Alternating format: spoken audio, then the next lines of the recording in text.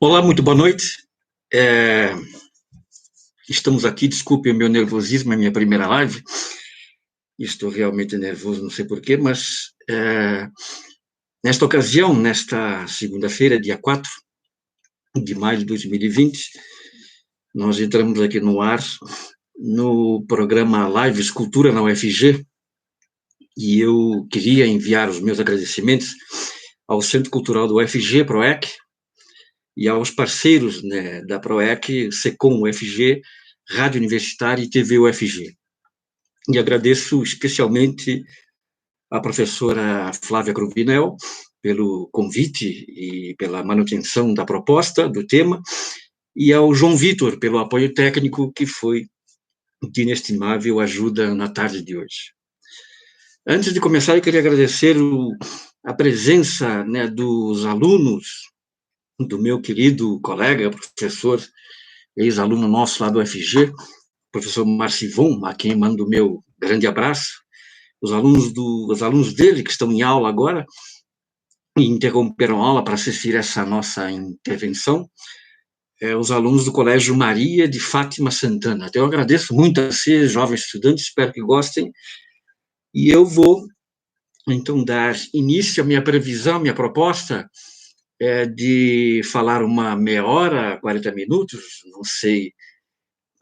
quanto tempo vou levar, porque eu fiz aqui um rascunho e me parece um pouco extenso, mas essas coisas podem ser, né, ajustadas. Eu vou perdendo o nervosismo aos poucos e vou me conduzindo.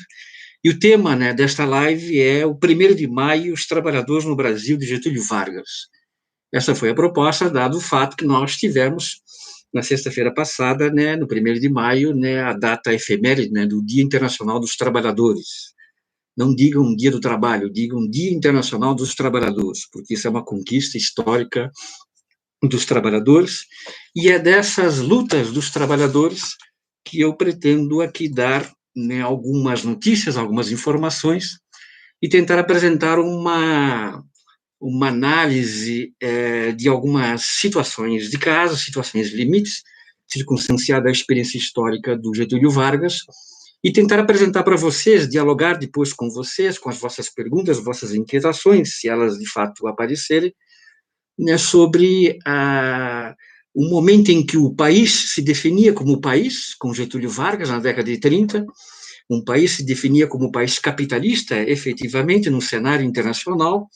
após o conflito da Primeira Guerra Mundial, e as definições que isso implicava, né, no concerto das nações e nas relações internacionais dos países capitalistas, e vocês podem ver bem, poderão perceber, espero que assim seja, que nesse passado bastante recente, passado de 90 anos, né, passado de 134 anos, se considerarmos a data efeméride, né, os acontecimentos 4 de maio, né, lá em Chicago, de 1886, com o assassinato do Estado, né, com relação, né, a algumas lideranças anarquistas que foram presas por causa de acontecimentos que já vou descrever sucintamente, e com a morte desses anarquistas criou-se aí a cultura, né, política de fundamental importância, e ver nessas mortes, nesse acontecimento trágico, né, de Chicago, né, uma efeméride substantiva para a organização dos trabalhadores, né, globalmente falando, a nível internacional. Então, nós temos uma efeméride aí de 134 anos, efetivamente, porque as prisões dos que foram condenados, os que foram condenados à morte, e destaco fundamentalmente aí a figura histórica, né, de um anarquista norte-americano chamado Albert Parsons,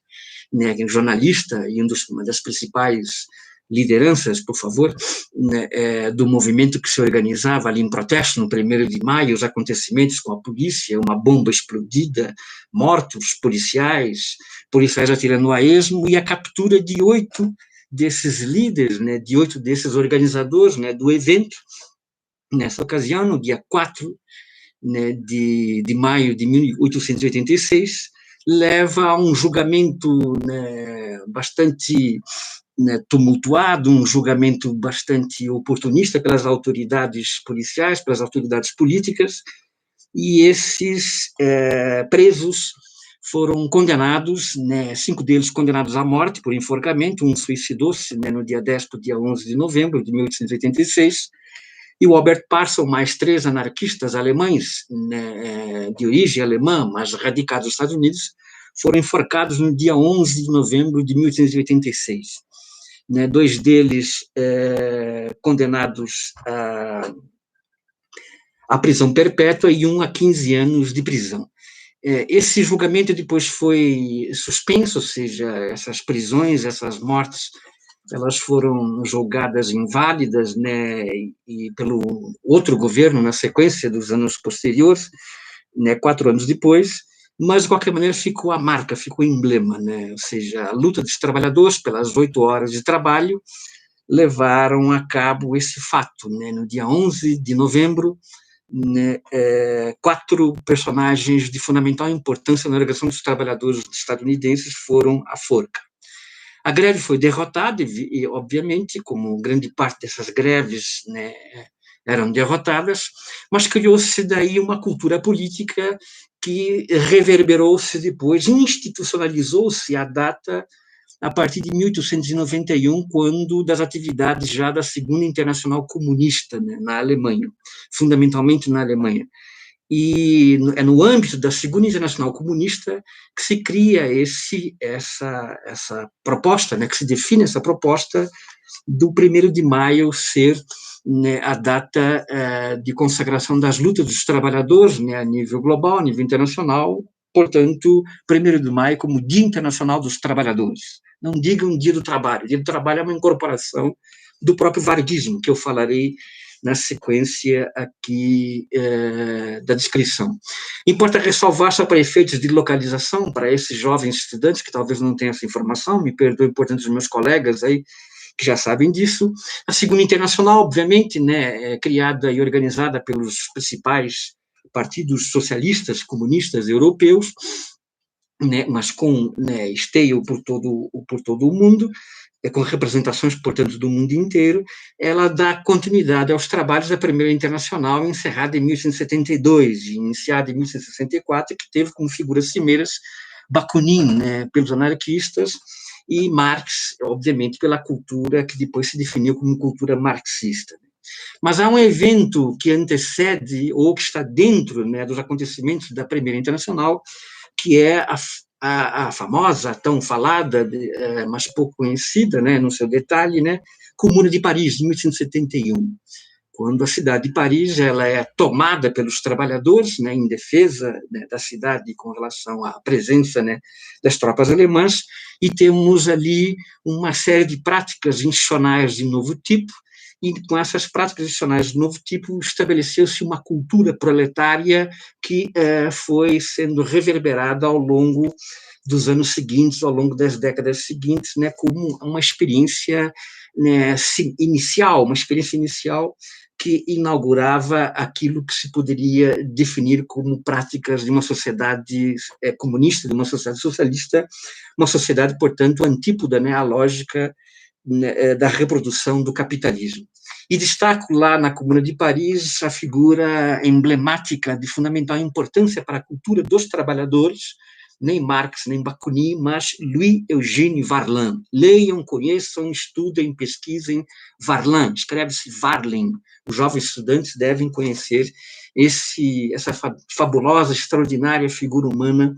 que foi também assassinada, né, ao final dos acontecimentos, né, que a repressão do Estado francês impõe aos comunardos ao final da Comuna de Paris. A Segunda Internacional ela deixa de existir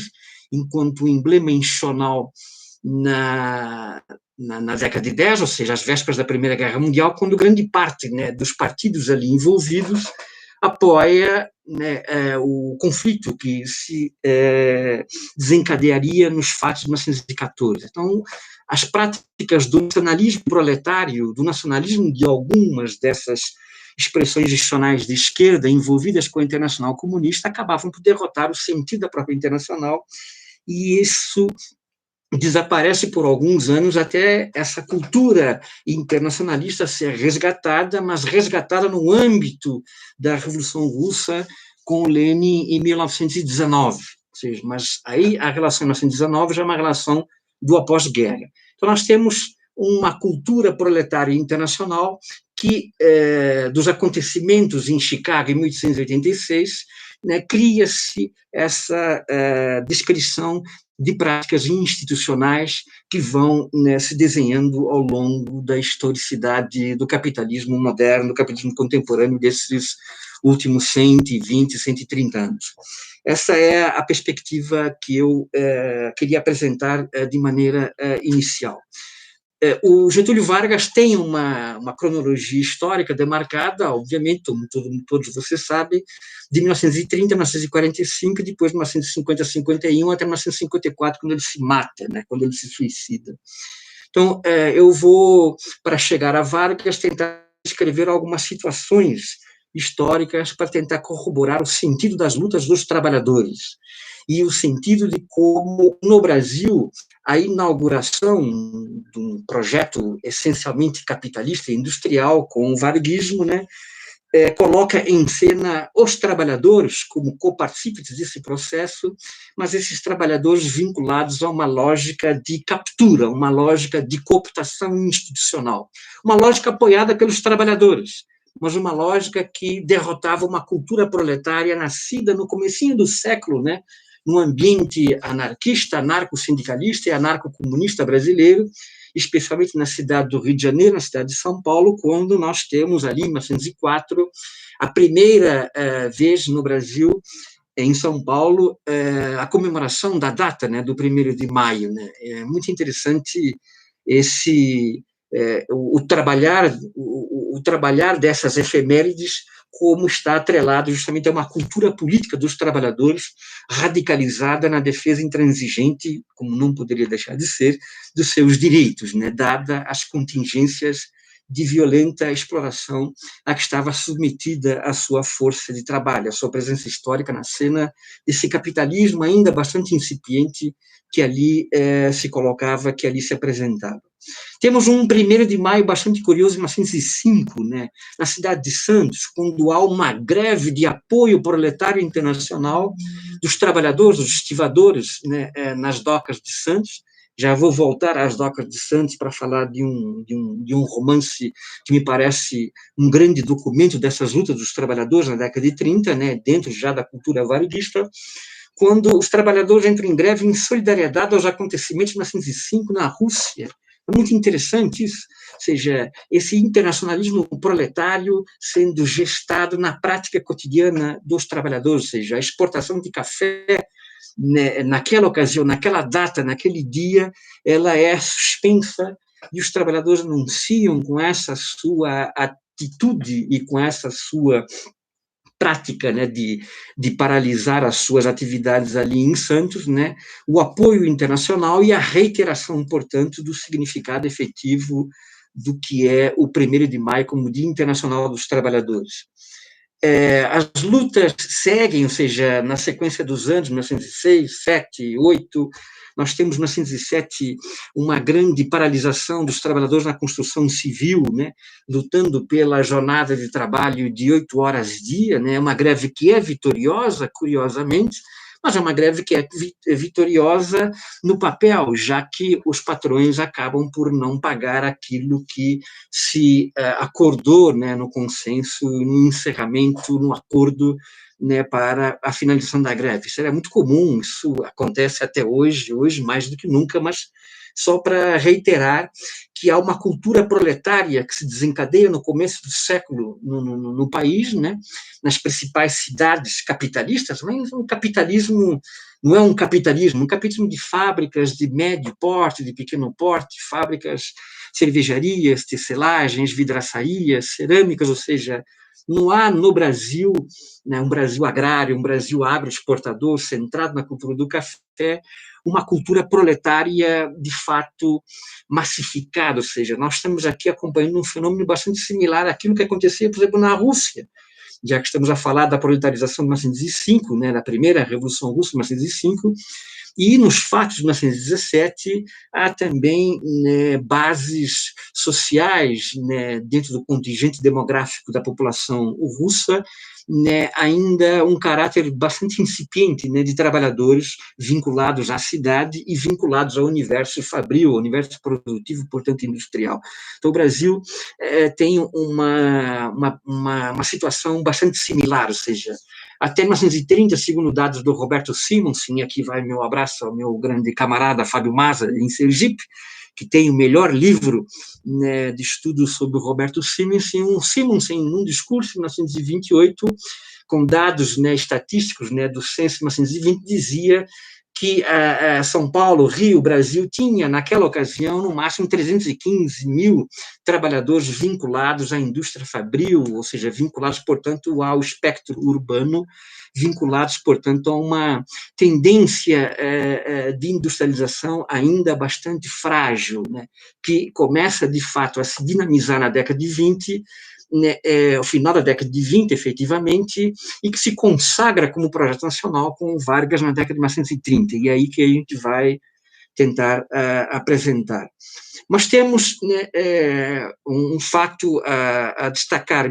A greve de 1917, de fundamental importância para o marco das lutas dos trabalhadores brasileiros, né? Quando encontramos nessa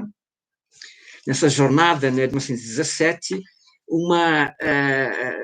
eu vou tentar fazer aqui me perdoem, me desculpem o atrevimento, mas vou tentar fazer aqui um ajuste pouco sincopado, mas é um ajuste que talvez lhes pareça retórico, mas que na minha cabeça tenta verbalizar a construção de um internacionalismo proletário coetâneo, ou seja, há um movimento internacional de luta dos trabalhadores que tem a coincidência dessa data, né, desse ano, 1917.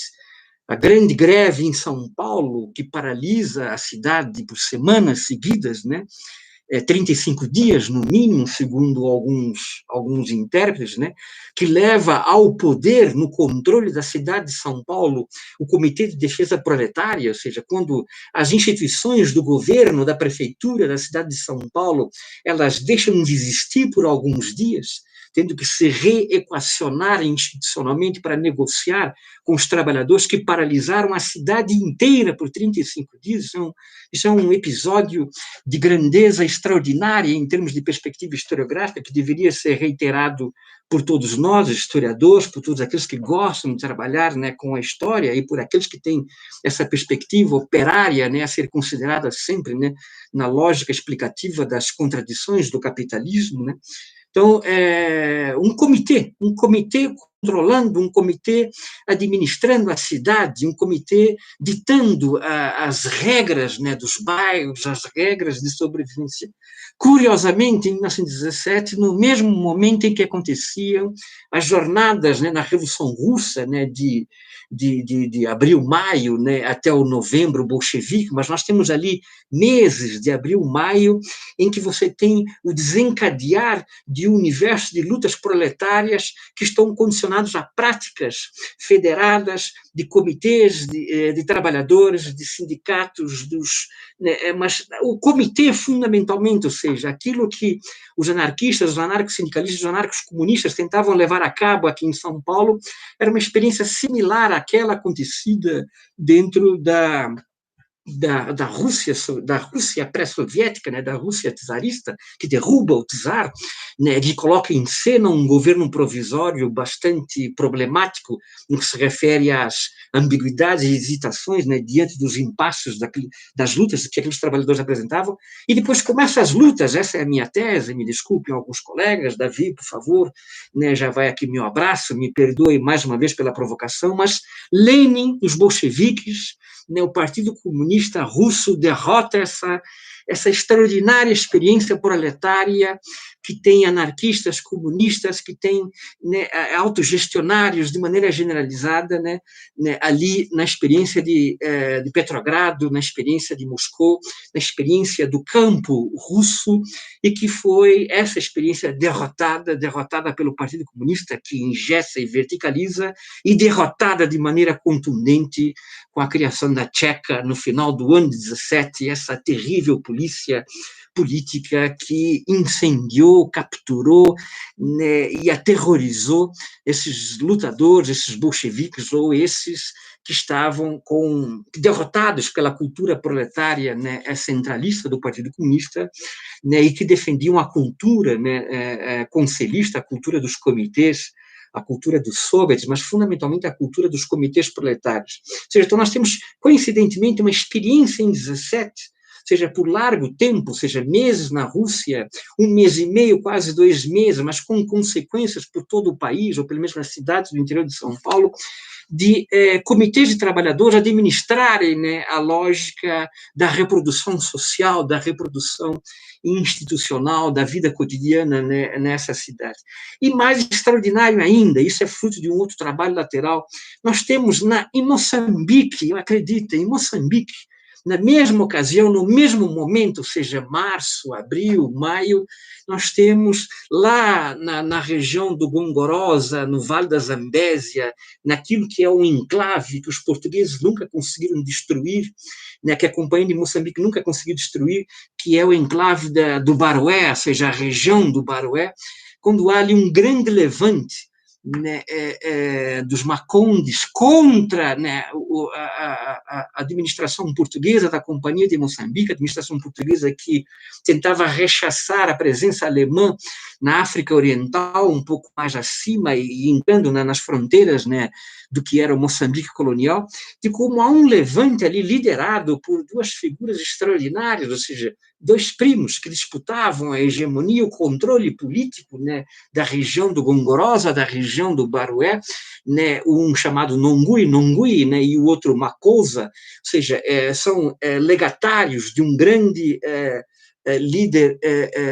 camponês, de um grande líder baruísta, né, ali no Moçambique, que é o Camboemba, que foi capturado pelos portugueses em 1902 e exilado em São Tomé, na ilha de São Tomé. Então, nós temos ali Veja, por que eu estou associando? Porque esses baruístas estão sublevando, estão fazendo uma insurreição contra o capitalismo português, dada a extraordinária e humilhante, a extraordinária, sabe, ensandecida humilhação que os portugueses impunham àqueles trabalhadores, àqueles camponeses, ou seja, era algo, sabe, estupros generalizados com as crianças, né, daquela região, o uso, a captura, né, dos trabalhadores, dos homens, dos jovens, adultos, né, na cobrança do imposto de palhota, na cobrança do chibalo, e como é que esse tipo de expropriação que os leva à guerra, né, contra os alemães, ao mesmo tempo os coloca nas fazendas de algodão, nas fazendas de óleo de dendê, nas fazendas de amendoim, ou seja, em trabalho semi-escravo, ou seja, em trabalho que gerava a violenta acumulação e expropriação por parte da Companhia de Moçambique, como é que se estourou ali um levante que os portugueses só conseguiram debelar em 1918, ou seja, 14 meses depois. 14 meses depois é que eles conseguiram lá, né, recuperar parcialmente, né, a geografia da região ali no interior da Zambésia, e essa luta, ou seja, essa revolta do Barué de 1917, ela é o final das grandes insurreições camponesas contra a cobrança do imposto e, ao mesmo tempo, é o ponto inaugural das lutas da libertação nacional que se desencadeiam depois, nos anos 60 e nos anos 70, contra, né, o colonialismo português. Então, veja Zambésia, Barué, veja São Paulo, o Comitê de Defesa Proletária, veja a Rússia. Então, veja que há uma cultura proletária internacional que você tem que perceber nessa relação comparada para verificar que, durante o processo da Primeira Guerra Mundial, a crise capitalista colapsava o seu interior, as suas práticas institucionais, que levam a um resultado, em 1919, na Liga das Nações, com o presidente Woodrow Wilson, né, segundo o historiador Mark Mazover, né, com a criação da Organização Internacional do Trabalho em 19, junto no interior da Liga das Nações, de tentar estabelecer ali uma pauta de favorecimento a salários, a direitos trabalhistas, de modo a evitar justamente esses acontecimentos que se generalizavam pelo planeta inteiro. Então, note, seja, a luta dos trabalhadores organizando, né, as burguesias nacionais, organizando as tecnocracias internacionais, as lutas dos trabalhadores, impondo, portanto, uma reação de classe, tentando essa classe se organizar para, como tal, tentar administrar o processo produtivo dali para frente em novos patamares. Então, veja, a experiência de 17 me parece fundamental, e a reação em 19 da OIT, ela é essencial, ela é fulcral, ou seja, é uma agenda que obrigava os países que queriam se consorciar, ou que se consorciavam à Liga das Nações, a uma série de protocolos que atendiam demandas históricas dos trabalhadores. Entre elas, sabe, a jornada de trabalho mínima de 8 horas, né, se fosse possível, direitos trabalhistas, né, férias, ou seja, coisas que os trabalhadores lutavam há décadas, né, para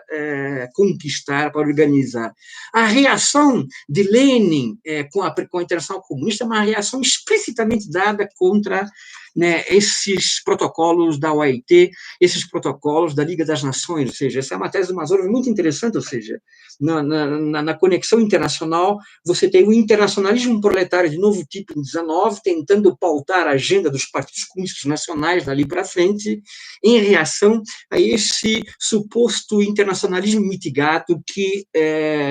os países capitalistas procuravam organizar após a Primeira Guerra Mundial, ou seja, para equilibrar também a concorrência global, ou seja, para evitar novas situações que levaram à Primeira Guerra Mundial, em 14, você tem que criar protocolos, né, de trabalho em que os níveis de exploração sejam mais ou menos equânimes globalmente, de tal modo que, sem grandes diferenças salariais, o capital possa coadjuvar-se, né, com relações de trabalho mais ou menos, né, equilibradas por todo o lado. Ou seja, é uma coisa curiosa, o Lenin rechaçar isso em 19 e até 24, quando ele falece, mas mais curioso ainda é depois o Stalin, em 34, né, inserir a União Soviética capitalista de Estado dentro dos protocolos da Liga das Nações, ou seja, uma derrota do internacionalismo que, na perspectiva dos partidos comunistas, como poucas vezes vista, né? Então, isso ou seja, então, nós estamos aqui a descrever cronologicamente, me perdoem a exposição às vezes um pouco confusa, mas é dado o tempo, eu estou ali olhando o tempo, são já 8h27, e temos só 1 hora, ou seja, então eu quero depois conversar com vocês na sequência, mas tenho que lhes dizer essas notícias, passar-lhes essas informações. Então, com a experiência soviética, com a experiência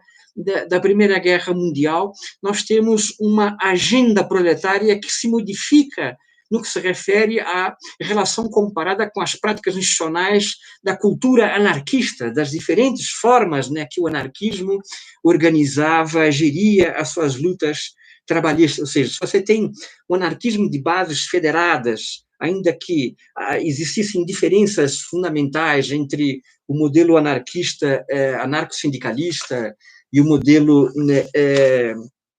anarco-comunista, né, aqui no Brasil, mas essas diferenças, elas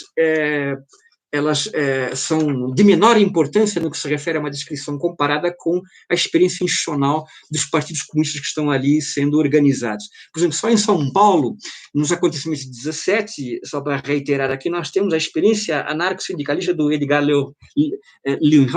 né, e o do Neno Vasco, ou seja, são duas figuras cimeiras, aí o meu querido Marcivon, que sai com seus alunos e quer estudar os anarquistas, ou seja, dois personagens a serem estudados, que tinham como contraponto na organização das lutas ali em 17, na condução da grande greve que paralisou São Paulo, né, os anarco-comunistas, né, com Didi Damiani, né, e o Florentino de Carvalho, um personagem também ainda a ser conhecido, um escritor, com muitos artigos publicados na imprensa proletária do período, né, e aqui você tem, né, no campo do anarquismo, né, um modelo de gestão das lutas operárias, né, da ação direta, que está, aos poucos, gradativamente, em termos internacionais e em termos locais, nacionais, perdendo espaço para a ascensão dos partidos comunistas na condução proletária dessas lutas, né? E a reação capitalista exige cada vez mais, né, uma negociação minimamente favorável, né, às relações de trabalho para evitar, né, o protocolo predatório, né, de então, né, quando personagens como Roberto Simonsen, né, junto ao CIESP, começam a se organizar ali no final dos anos 20 com aquilo que a gente chamará de práticas ou protocolos, né, de um modelo corporativista, né, de gestão social, de gestão política, né, das contradições da sociedade brasileira.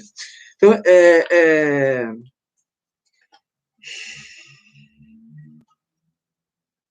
um tipo diferente de fábrica começa a se desenhar no Brasil, acompanhando uma tendência global. As grandes fábricas, as grandes vilas operárias, né, dentro do padrão fordista, do padrão taylorista fordista. Há um histórico, né, lá com a América do Brasil, lá no distrito de Pau Grande, no Rio de Janeiro, lá terra do Garrincha, homenageando aqui o único torcedor do Botafogo aqui em Goiânia, né, o meu caro colega, o Marlon Solomon, né, eu e ele somos torcedores de times desesperados, ele nem tanto, eu com a minha luz, então, é uma grande piada, mas, de qualquer maneira, nós temos na experiência lá com essa fábrica um desenho institucional de novo tipo, não mais de fábricas isoladas, mas fábricas que tentavam contingenciar no seu interior todo o invólucro social, ou seja, capturar os trabalhadores ao seu interior, de tal modo que no cotidiano do processo produtivo estivesse também vinculada à relação social cotidiana desses mesmos trabalhadores. Então, esse modelo de fábrica, esse modelo, né, de grandes espaços fabris, começa aos poucos a deitar raízes dentro da história do capitalismo brasileiro ali nos anos 20 e nos anos 30. Isso é uma experiência que também, né,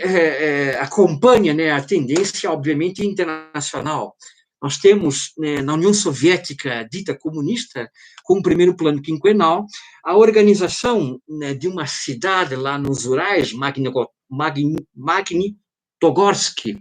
seja, uma cidade toda ela, né, voltada para a produção siderúrgica, a produção metalúrgica, né, uma cidade que envolvia em cadeia, né, 10 quilômetros de galpões, né, ali coordenados, uma cidade que Stalin monta, funda e organiza com um apoio logístico, com um apoio presencial de centenas de engenheiros norte-americanos. Ou seja, então, Magnitogorsk é uma experiência histórica de fundamental importância para a gente entender experiências similares ocorridas aqui no Brasil. Eu vou falar de duas, para falar dos trabalhadores, como é que eles se organizam. Em 1935, a fundação da Nitroquímica Operária em São Miguel Paulista, do qual eu sou, né,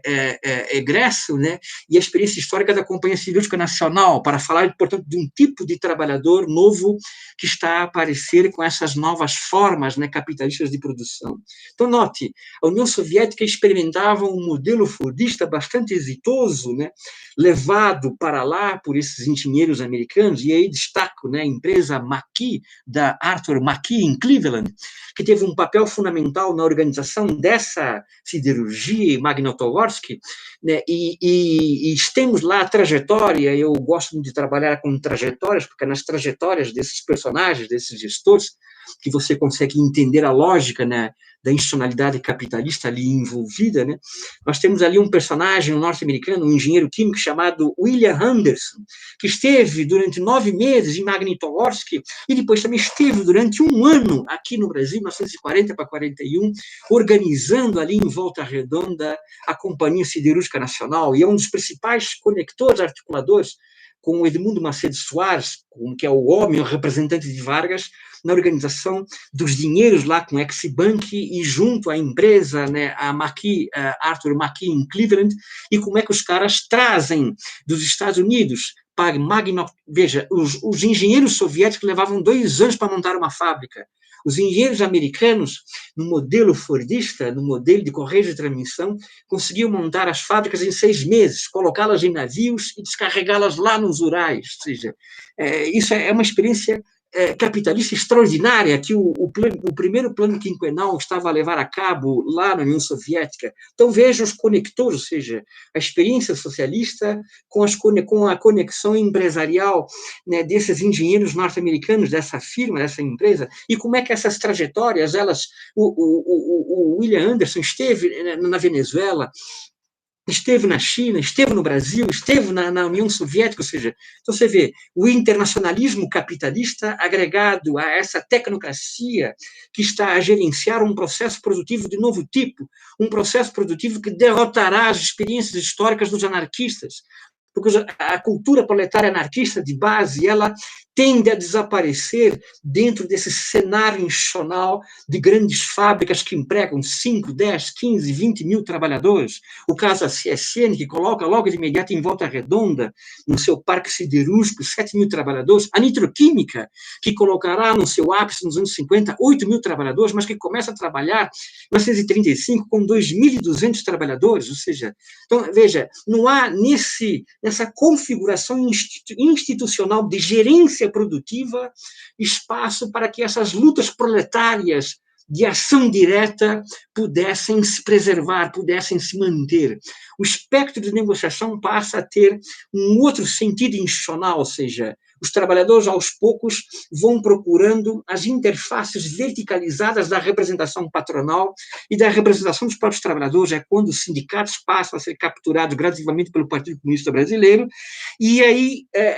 com essa verticalização, nós temos uma derrota política acentuada dos anarquistas ao longo da década de 30. Eles não foram derrotados porque foram menos eficientes politicamente que os comunistas. Eles foram derrotados, a cultura proletária anarquista ela é derrotada porque o processo produtivo de larga escala nessas fábricas, né,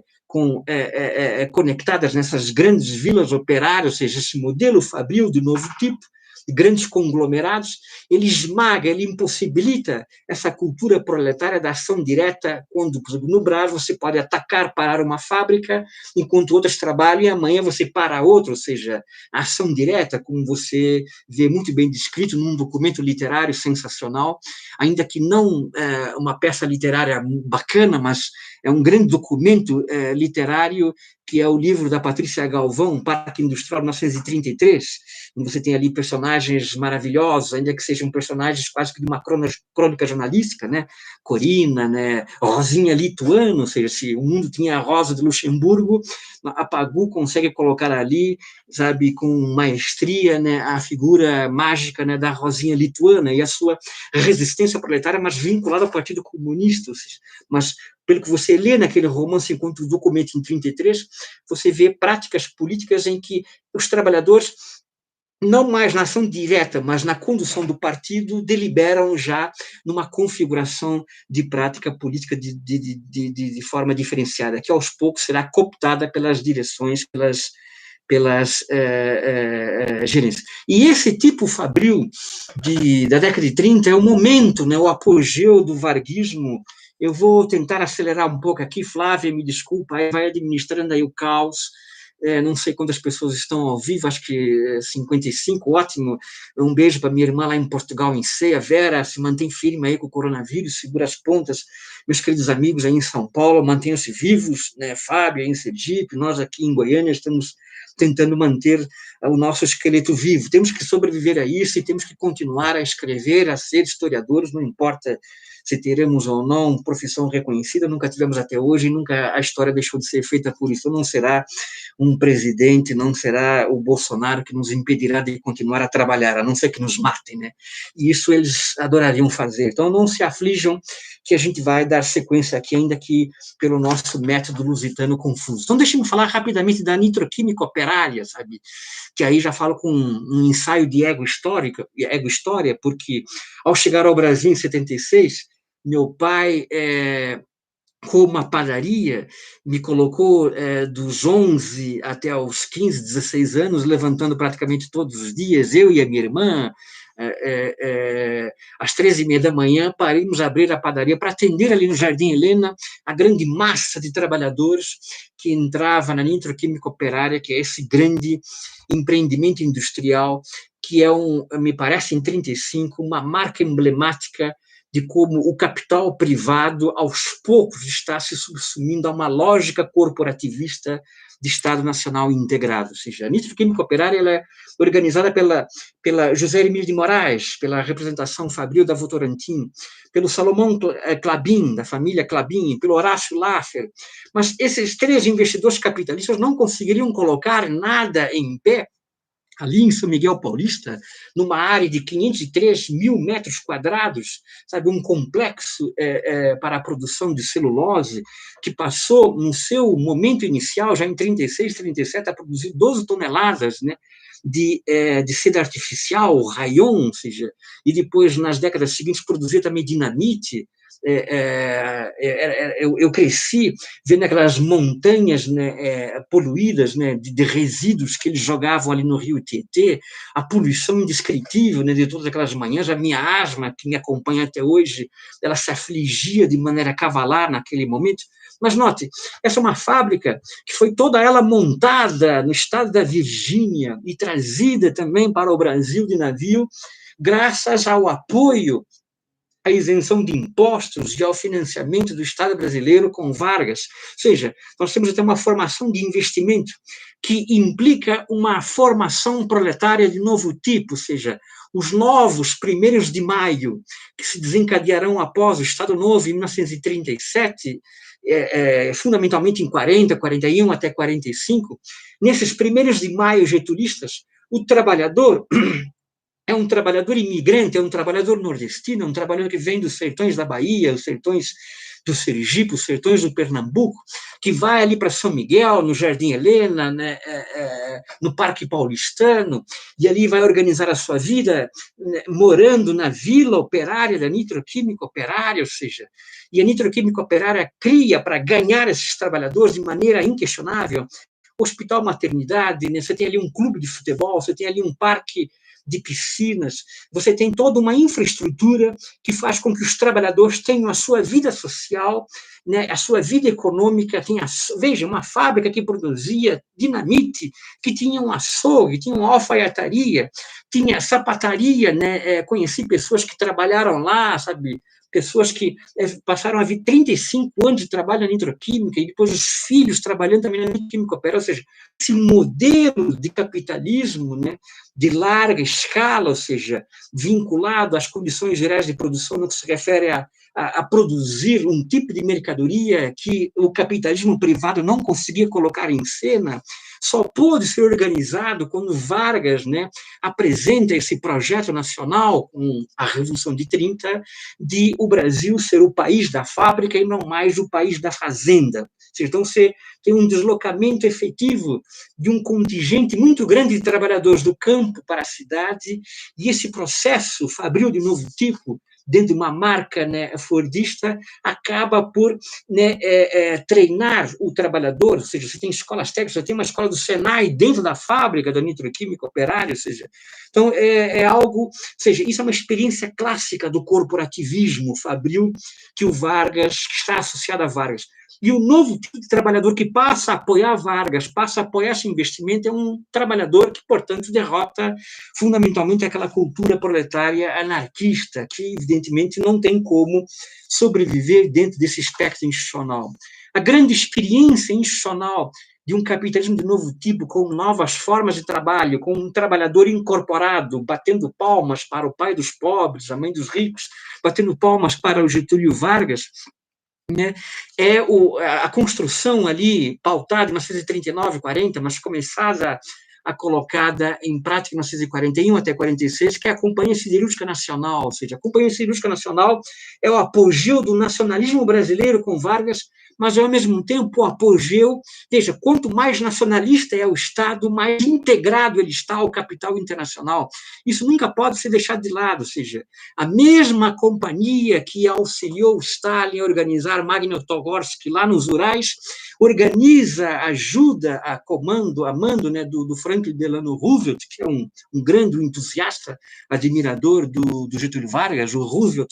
numa passagem rápida aqui em 36, na cidade do Rio de Janeiro, quando ele ia para uma conferência de paz em 1936, em Buenos Aires, ele diz, olha, o New Deal norte-americano tem o presidente Vargas como seu pai e o presidente Roosevelt como o seu outro pai, ou seja, então reconhecer, portanto, o modelo de gerência política do Estado brasileiro dentro desse consórcio corporativista nacional é, ao mesmo tempo, verificar que quanto mais nacionalista é o Estado, mais integrado ele está ao processo produtivo internacional. Porque não fosse a presença do Estado, a intervenção e a intermediação, as diligências e as missões desse personagem fantástico, um personagem reacionário, que é o então coronel Macedo Soares, que depois foi governador do Rio de Janeiro, foi vice-presidente da Mercedes-Benz do Brasil, foi um dos patrocinadores do IPES, um dos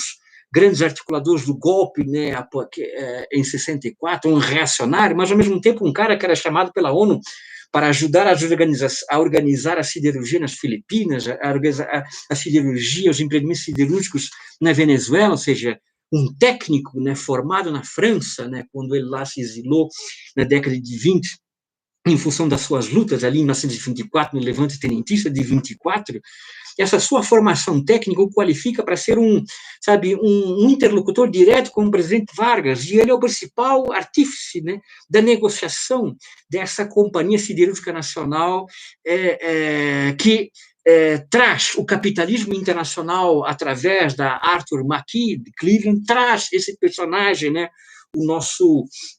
William Anderson, da União Soviética, ao Brasil. Então, veja, portanto, como é que o processo global de reorganização produtiva capitalista, numa configuração fordista clássica, né, de largo alcance produtivo, né, ainda mais para a produção dessas condições gerais de produção, para um tipo de mercadoria, siderurgia, chapas laminadas, ou seja, um tipo de infraestrutura necessária para você ter qualquer projeto nacional com autonomia, isso exigia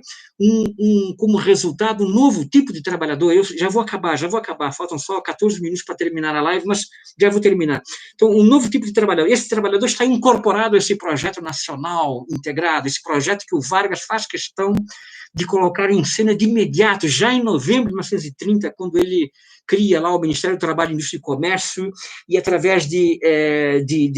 equipes tecnocratas, ou seja, veja, você tem um presidente que chama para o Ministério do Trabalho, Indústria e Comércio, né, ex-socialistas, Evaristo de Moraes, Joaquim Pimenta, Agripino Nazaré, vocês estão ali trabalhando dentro do Ministério do Trabalho, numa condução corporativista, ao lado do Oliveira Viana, ou seja, Oliveira Viana dando seus pareceres, ou seja, então você tem um projeto de país em que o trabalhador com autonomia, o trabalhador da ação direta, do anarcossindicalismo, ele não tem como sobreviver dentro dessas novas marcas institucionais altamente repressivas, porque elas obrigam a sindicalização a tornar-se o sindicato a se tornar um aparelho de Estado, e ao se tornar um aparelho de Estado, reconfigura-se totalmente a locução do Estado, os sindicatos, com esses mesmos trabalhadores. Isso é que se chama de corporativismo, ou seja, o corporativismo ele integra, leva os trabalhadores. Mas isto não vem gratuitamente. Há uma violenta repressão patronal, não há dúvida, mas isso vem atrás de um projeto, ou seja, com o Ministério do Trabalho, Indústria e Comércio se regulamentou em 32 o trabalho feminino, a igualdade salarial entre homens e mulheres, a proibição do trabalho infantil para menores de 14 anos, a proibição do trabalho feminino noturno, ou seja, você tem alguns direitos que interessam diretamente aos trabalhadores, pautas históricas, né, dos trabalhadores, né, nos anos 10, nos anos 20, que estão sendo aqui recuperadas pelo Estado, e o Estado faz dessa agenda, que é uma agenda capitalista integrada, a pauta corporativista que leva a cabo o projeto nacional, né, dos anos 40, dos anos 50 e daí em diante. Queria falar para vocês de dois personagens, Ranulfo Prata, romance, Navios Iluminados, uma obra extraordinária, Docas de Santos, trabalhadores, estivadores, imigrantes, ou seja, Severino, do interior da Bahia, morrendo de tuberculose como carregador de sacos de carvão. Um romance a ser lido, um romance que eu espero terminar de escrever aí o meu capítulo, junto com o capítulo da Pagu, para ver se eu e o meu camarada Anton Corbacho, Anton, vai um abraço para ti, para a tua família, tá certo? A gente escreve o nosso livro aí de literatura e história do Brasil, de Vargas, né, que é o que me importa aqui discutir, mas eu não vou ter tempo para falar da Pagu e nem do Ranulfo Prata, mas conheço esses autores. Isso é uma informação que eu dou lateralmente por causa do curso que eu não estou conseguindo dar para os nossos alunos lá na graduação e na pós-graduação, que é essas experiências literárias do neorrealismo dos anos 30 e essa configuração produtiva do capitalismo brasileiro. Então, para terminar, nós temos um novo país ali, com o Estado Novo a partir de 1937, 1940, ou seja, há um desencadeamento factual que coloca em cena, né, os 1º de maio com Vargas, passam todos eles a celebrar, né, um protocolo de integração desses trabalhadores, ou seja, são efemérides comemoradas, nem sei onde é que eu coloquei mais isso. Nós temos a criação da CLT em 1943, o lançamento disso, estádio de futebol, ou seja, trabalhadores integrados. Nós temos, ou seja, nós temos uma série que me esqueci agora aqui me perdoem essa minha falha, uma série de protocolos que favorecem a carteira de trabalho, que favorecem os trabalhadores ali nos 1º de maio, que o Vargas procurava, de maneira cerimoniosa, sentenciar aos trabalhadores do Brasil, nos seus discursos lá no estádio do Vasco da Gama, ou em São Paulo, como fez em 1944, ou seja, com o apoio do Roberto Simonsen, e já com os capitalistas que lutaram contra ele em 32, mas já integrados a ele através dos IDORTs, através do SENAI, do SENAC, né, no começo dos anos 40, ou seja, o 1º de maio com Vargas é um 1º de maio corporativista que celebra o trabalhador integrado a um projeto capitalista nacional, um projeto em que capital e trabalho têm que ser pensados harmonicamente pelo bem nacional. Ao contrário, portanto, das lutas proletárias, do conflito classista da década de 10, década de 20, e a derrota do PCBismo nos anos 20, nos anos 30, nós temos com o corporativismo varguista essa incorporação dos trabalhadores. Mas note, isso que para muitos é fascismo, isso que para muitos é um corporativismo autoritário, e é autoritário, porque em grande parte incorporava os trabalhadores, mas depois ninguém respeitava essas leis, é só você ver o segundo governo Vargas e o seu ministro Segadas de Viana, lá em 1952, 1953, antes do João Goulart assumir o Ministério do Trabalho, como é que as delegacias de trabalho eram delegacias que violentavam os trabalhadores nos seus direitos mais elementares, ou seja, era letra morta em grande parte, mas, de qualquer maneira, esse tipo de legislação defende ainda a existência histórica dos trabalhadores hoje, ou seja, então há muita coisa ainda a ser reconsiderada dessa experiência nacional corporativista que o neoliberalismo derrota de maneira cavalar hoje com essas figuras que nos assombram o dia a dia ao lado do vírus. Parece que eles vêm cavalgando com o vírus sobre as nossas existências. E estou falando aqui dentro de uma instituição que tenta ser e é uma trincheira fundamental de luta contra essa barbárie que nos dilacera cotidianamente. Então, eu vou tentar aqui pegar meus óculos, responder algumas perguntas antes que a professora Flávia brigue comigo e me deixe aqui falando sozinho. Eu agora não acompanhei as perguntas, mas se alguém quiser fazer alguma pergunta agora, por favor, fale, mas era isso, ou seja, eu tentei descrever, sabe, que a luta dos trabalhadores brasileiros ela é similar à luta internacional dos trabalhadores, seja na África, seja na Rússia, seja na Europa, que a luta dos trabalhadores ela mobiliza, ou seja, note, o capital sempre se organiza recuperando a luta dos trabalhadores, por favor, nunca se esqueçam disso. Sabe, são os trabalhadores que organizam as burguesias, são os trabalhadores que organizam como classe dominante, expropriadora, as tecnocracias, os gestores, ou seja, eles tentam sempre recuperar-se dentro da derrota que os trabalhadores sistematicamente vão apresentando nas suas vitórias parciais que são recuperadas e tornadas logo a seguir derrotas. Essa é a dialética do processo produtivo. E Vargas e o corporativismo brasileiro, a assessoria técnica de Vargas, lá com o Jesus Soares Pereira e outros mais ali na década de 50, foram habilidosíssimos. Essa geração tem que ser estudada no que se refere a esse contingenciamento do conflito, para tentar incorporar um projeto nacional que trouxesse os trabalhadores à lógica do capital, mas não mais de maneira predatória, tal como estavam apresentadas as lutas nos anos 10, nos anos 20. Né? E é isso. E é isso. Tem aqui alguém dizendo viva Lenin, sabe? Desculpe, vamos falar dos anarquistas. Viva os anarquistas. Né? Viva Alberto Parsons, ok? Né? Só para provocar meus camaradas marxistas. Né? É isso, meus caros, eu não sei, agora estou completamente perdido aqui, me desculpe, eu não sei manejar esse sistema, uma live é uma conversa, mas eu acho que estou em sala de aula, e aí eu agradeço muito a vossa presença, as vossas perguntas aos meus alunos, né, espero revê-los logo, espero que estejam todos bem, gostaria muito de encontrá-los semanalmente em sala de aula, mas por enquanto a gente não pode fazer isso, mas vamos mantendo a nossa vida viva, isso é o que importa, ou seja, temos aqui algumas perguntas, ou seja, claro, na Primeira Guerra Mundial, os interesses em África dos alemães foram depois, né, todos estraçalhados na Liga das Nações, ou seja, a Alemanha perde os seus territórios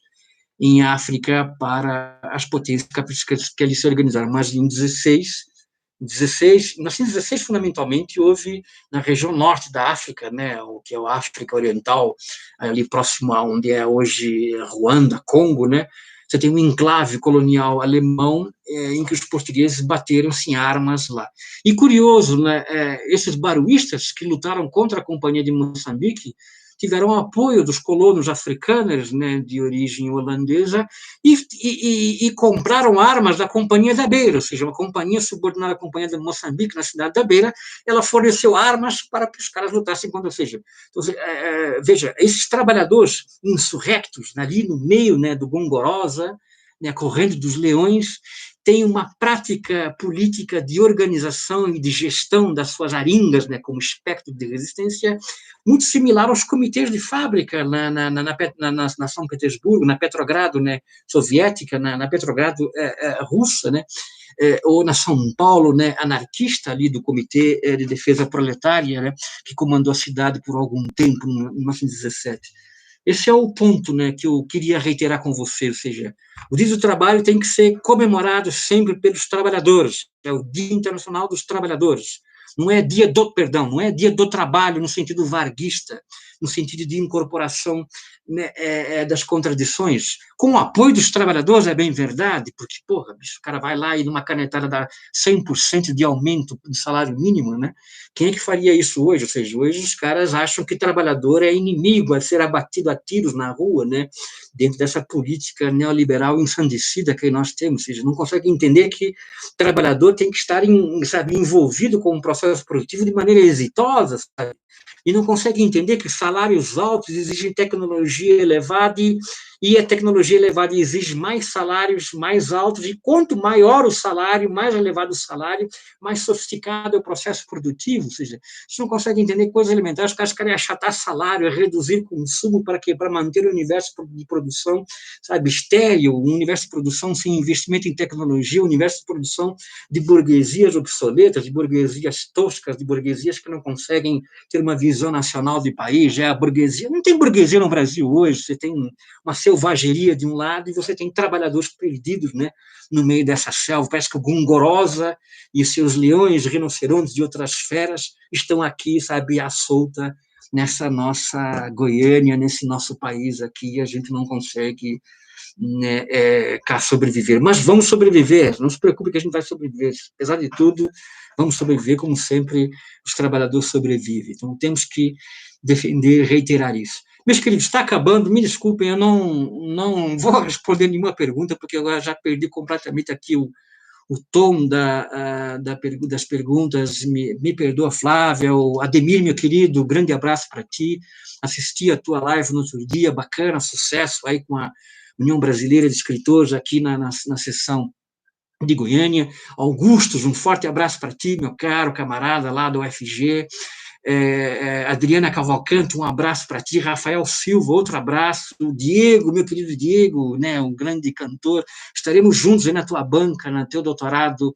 muito em breve, no UFRJ, sabe, vai ser um prazer enorme para mim ler o teu trabalho, e certamente está aprovado, Rafael, Augustos, novamente, aí, Gustavo, todos vocês que trabalham comigo aí, Ana Paula,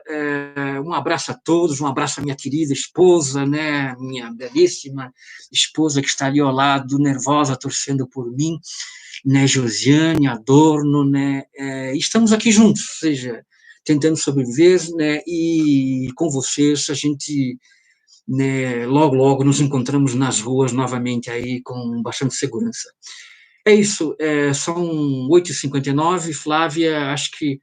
está dando 58 minutos, não sei se você quer parar, se alguém quer fazer mais alguma pergunta. Jean Isidio, um grande abraço para ti, meu querido, sabe, saudações, há muito tempo não te vejo, mantenha-se firme aí, eu sei do teu doutorado, da tua luta aí com os autogestionários, bacana, sabe, isso é de fundamental importância, mais do que nunca,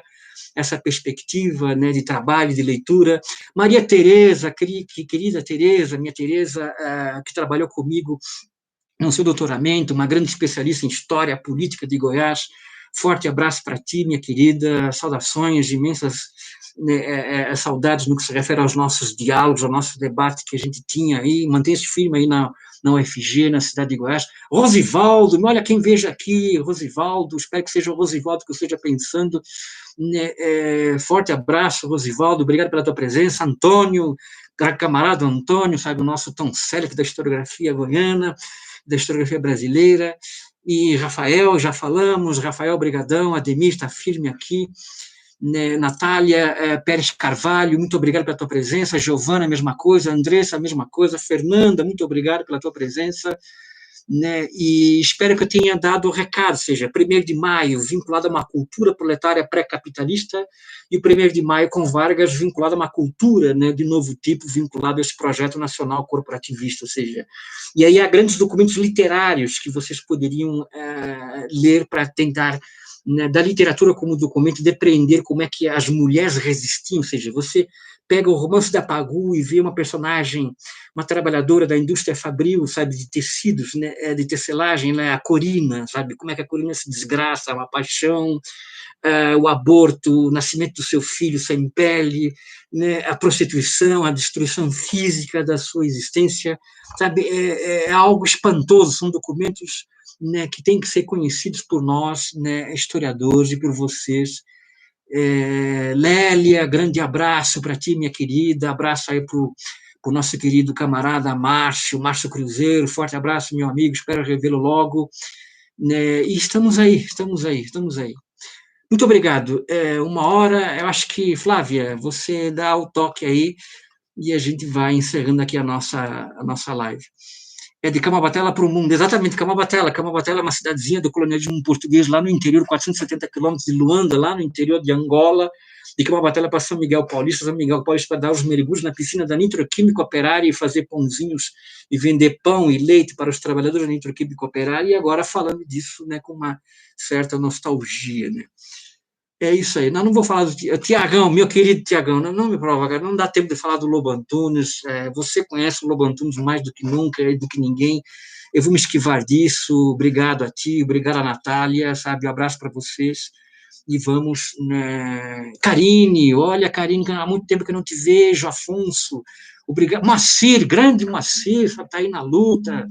Grande professor, estamos todos juntos. Um prazer, uma alegria encontrar vocês aqui. Uma honra, viu? Muito obrigado pela oportunidade, Flávio, obrigado ao FG, obrigado à PROEC, obrigado, sabe, por esse espaço. Espero que essas lives se repitam com outros colegas aí da história, das ciências sociais. Gostaria muito de ouvir aí o Davi tem que falar, sabe, numa live, já está convidado, viu, Davi Maciel? Vou fazer, sabe, lobby para que você apresente a tua defesa,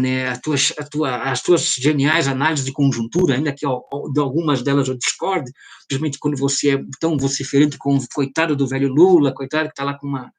mancha estranha no nariz, mas o Lula ainda é necessário, é de fundamental importância, mas não vamos aqui agora também falar do Lula, porque não tem sentido. Estamos a falar de Vargas, Vargas é Vargas. Lula é um netinho feliz do Vargas, mas ainda precisaria muito para ser um equivalente em termos de organização capitalista àquilo que o Vargas representa historicamente para nós. Muito obrigado, Flávio. Então, eu vou encerrar a transmissão. Obrigado a todos vocês. São 9:03, acho que deu 1h redonda aí. Grato a todos. Forte abraço, saudações. Até logo.